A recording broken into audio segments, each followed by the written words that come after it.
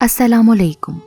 آج کی میری یہ ویڈیو کسی کی زندگی پر بیتی سچی، دکھ بھری اور رشتوں کے اصل چہروں کو بے نقاب کرتی ایک دکھ بھری داستان ہے۔ ویڈیو شروع ہونے سے پہلے میرے YouTube channel Urdu centre plus کو سبسکرائب کر کے بیل نوٹیفیکیشن کو آن کر دیں تاکہ آپ کو ملتی رہیں تمام چینل اپڈیٹس۔ آپ میری ویڈیوز کو زیادہ سے زیادہ شیئر کر سکتے ہیں۔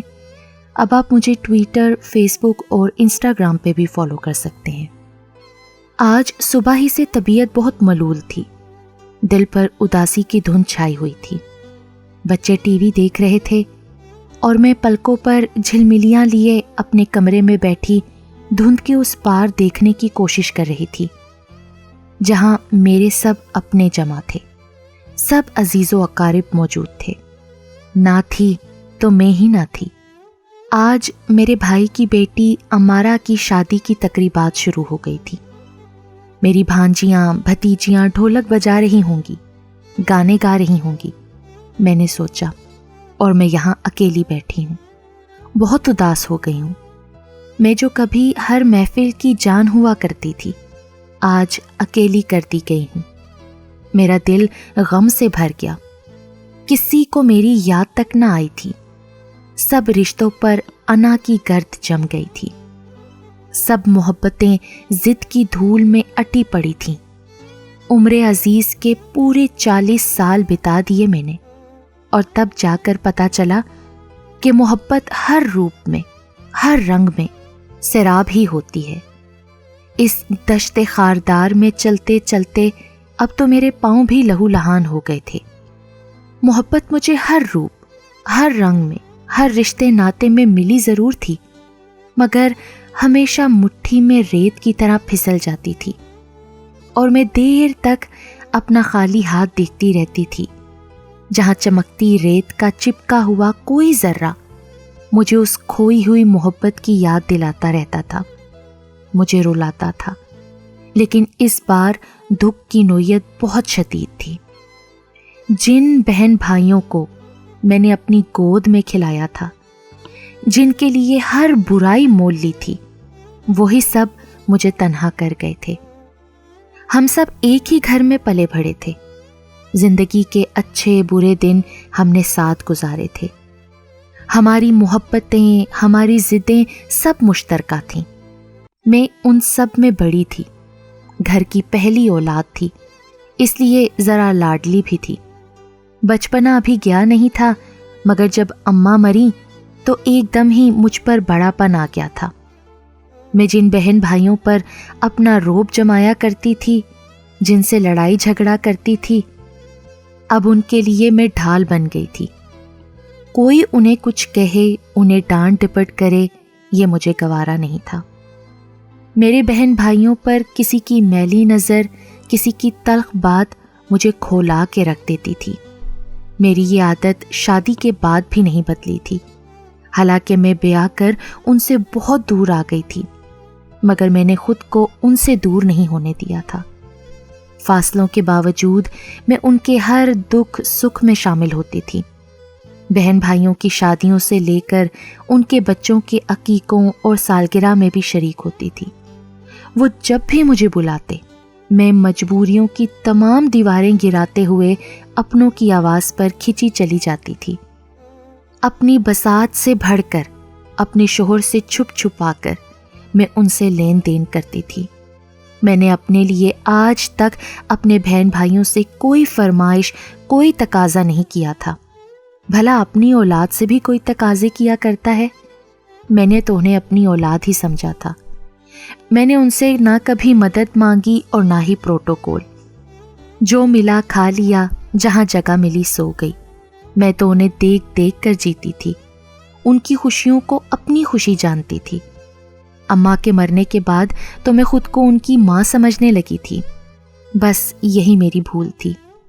کوئی رشتہ کسی دوسرے رشتے کا نعم البدل نہیں ہوتا۔ اس کا اندازہ شاید مجھے نہ ہوتا اگر جنت کی شادی پر یہ سب میرے سامنے ایکسپوز نہ ہو جاتے، مجھ سے نہ لڑتے۔ جنت میری بڑی بیٹی، جس کی شادی نے مجھے رشتوں کے نئے رنگ دکھا دیے تھے، محبتوں کے ماسک اتر گئے تھے، اصلی چہرے سامنے آ گئے تھے۔ میرے گھر کا یہ پہلا فنکشن تھا۔ ہفتہ بھر پہلے ہی میں نے سب کو بلا لیا تھا۔ گہما گہمی شروع ہو گئی تھی، ڈھولک رکھ دی گئی تھی، لڑکیاں بالیاں ہلا گلا کرتی رہتی تھیں۔ یہ پہلا موقع تھا کہ میرے بہن بھائی اپنے کنبوں سمیت میرے ہاں آئے تھے، اور وہ اسی طرح آئے تھے جیسے میکے والے آیا کرتے ہیں۔ ہم سب کے جوڑے، جامے، مٹھائیاں، میوے، نقد رقم۔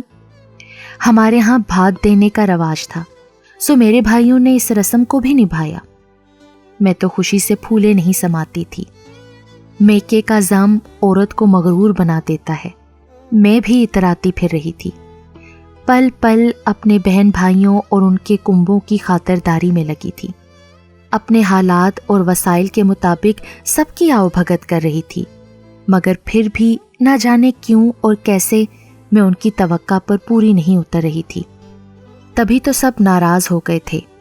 ایک منہ بنا کر ادھر بیٹھ جاتا تو ایک منہ بنا کر ادھر بیٹھ جاتا۔ میں کبھی ایک کی منت سماجت کرتی کہ نہ ناراض ہو، میرے سسرال والے کیا کہیں گے، تو کبھی ایک سے جا کر پوچھتی کیا کوئی بات ہوئی ہے، کسی نے کچھ کہا ہے۔ میں سب کی منتیں کرتی، میرے گھر کا پہلا فنکشن ہے، میری بیٹی کی شادی ہے، کچھ تو میری عزت کا خیال کرو۔ میری خاطرداری میں کس چیز کی کمی رہ گئی ہے؟ کوئی بات ہے تو مجھے بتائیں۔ پر مجھے کچھ سمجھ نہ آیا۔ میں پریشان ہو گئی تھی، اس ناراضی کا کھوج لگا رہی تھی، اندر ہی اندر اس الجھی ہوئی صورتحال کو سلجھانے میں لگی تھی، مگر کوئی سیرا ہاتھ نہیں آ رہا تھا۔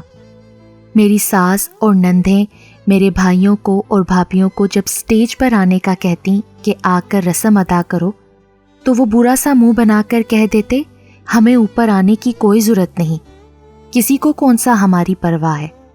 اور پھر وہاں آئے ہوئے دوسرے مہمانوں کی زبانی بات کھلی تو بہت سے روپ بھی کھلتے چلے گئے۔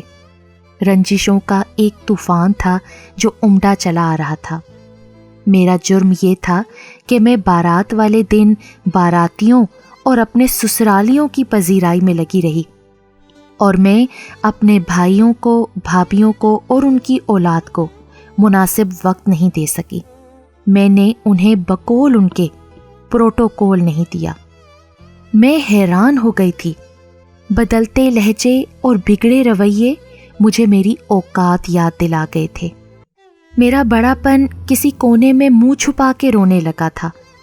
مجھے اندازہ ہی نہیں تھا کہ ایک ہی گھر میں پلنے والے بہن بھائی بھی شریک اور برادری بن جاتے ہیں۔